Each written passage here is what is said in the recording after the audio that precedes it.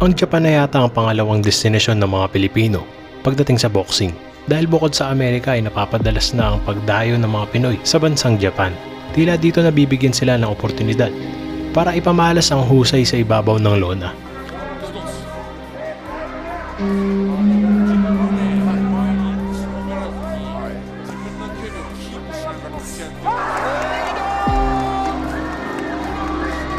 At lahat na yata ng mga boxing legends ng Pilipinas ay minsan na rin napasabak sa Japan, tulad nila Jerry Peñalosa,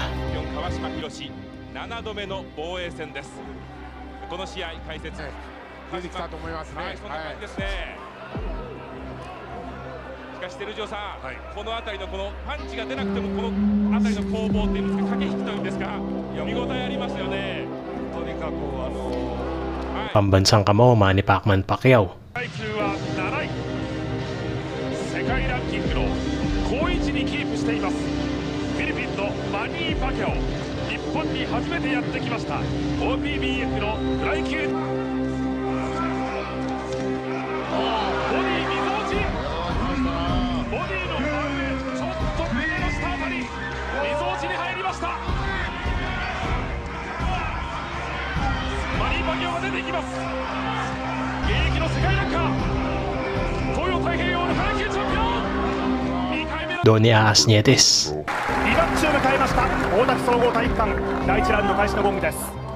The Filipino Flash Nonito Donaire.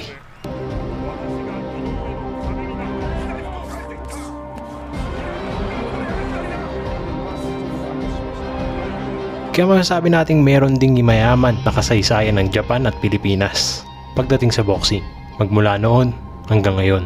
Kaya hindi na tayo magtataka kung bakit laging dumadayo ang mga Pilipino.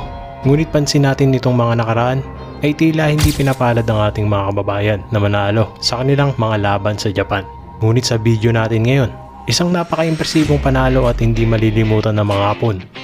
Yan ang laban ni The Machine Gun Al Rivera kontra sa Hapon na si Shinya Iwabuchi na mayroong 84% knockout rate. Dahil sa kanyang 26 wins ay 22 dito ay tinapos sa pamamagitan ng knockout. At ang tumalo sa isang Pinoy boxing veteran na si Jim Rex Haka. Ang inaakala nilang pipitsugin at dadagdag lamang sa magandang knockout wins ni Iwabuchi ay dun sila nagkakamali. Dahil ang 5'8" hard-hitting machine ng Northern Samar ay ang sisira sa kanilang gusto mangyari. Sa simula pa lang ng laban ay pinaramdam agad ng Pinoy machine gun. Nakargado ito ng power at gusto nang tapusin ng Hapon.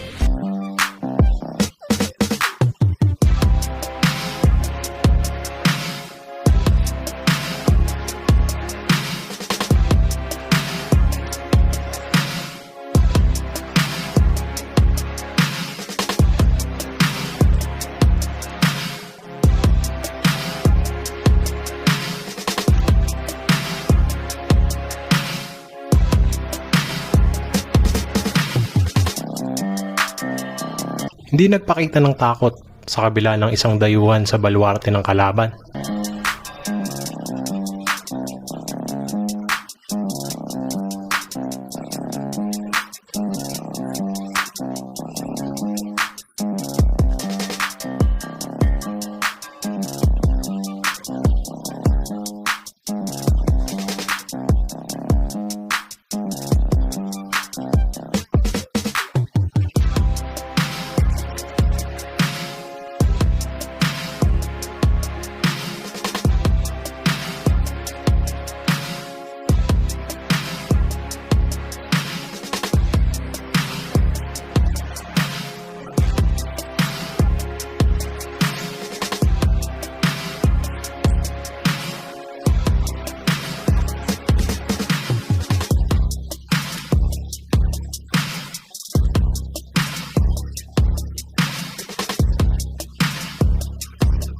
Wala ata sa bokabularyo ng Pinoy ang umatras sa mga atake ni Iwabuchi.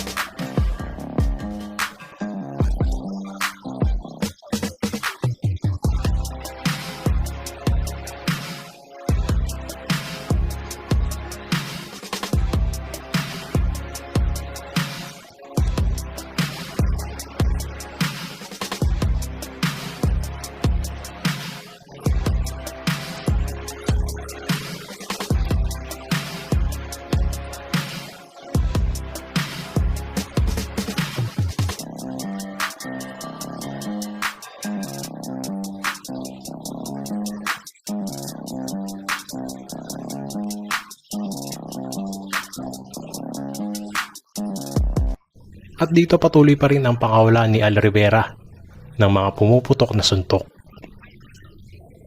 At maya-maya pa,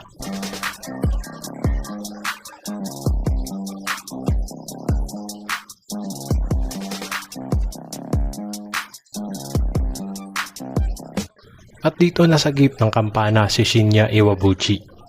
Saved by the bell.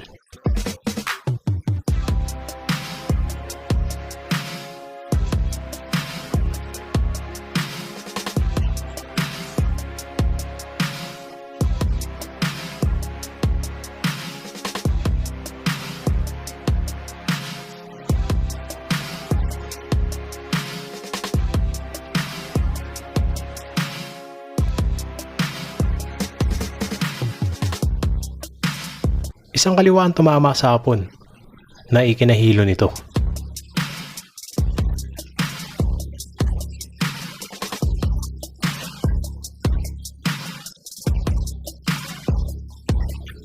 Matapos magpaulan ng mga machine gun na suntok, luhod ang hapon.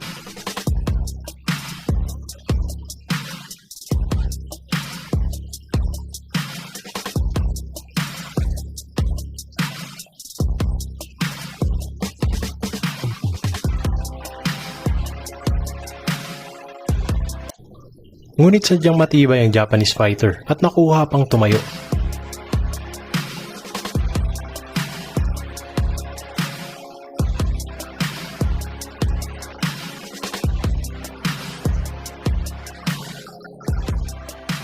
Isang kaliwa na naman ang tumama kay Iwabuchi at dito sumubsob at gumulong ang hapon.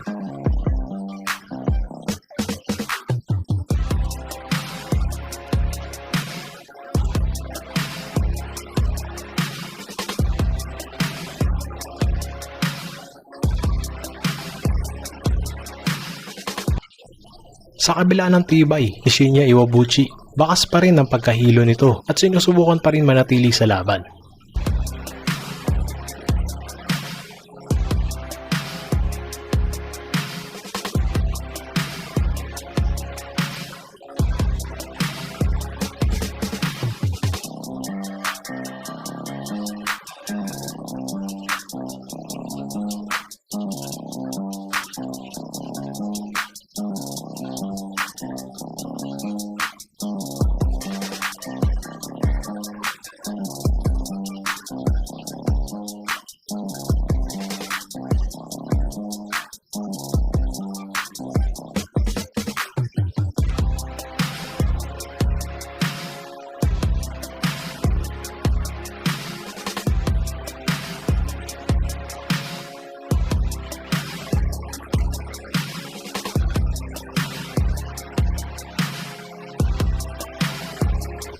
Matigas talaga ang hapon.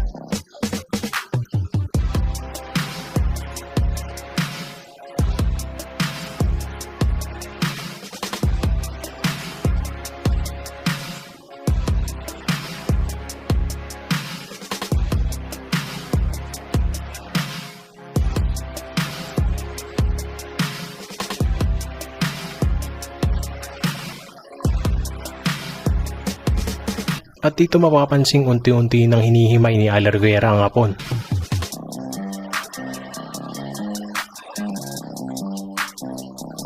Matapos ang machine gun na kombinasyon, dito tuluyan na nagiba si Shinya Iwabuchi.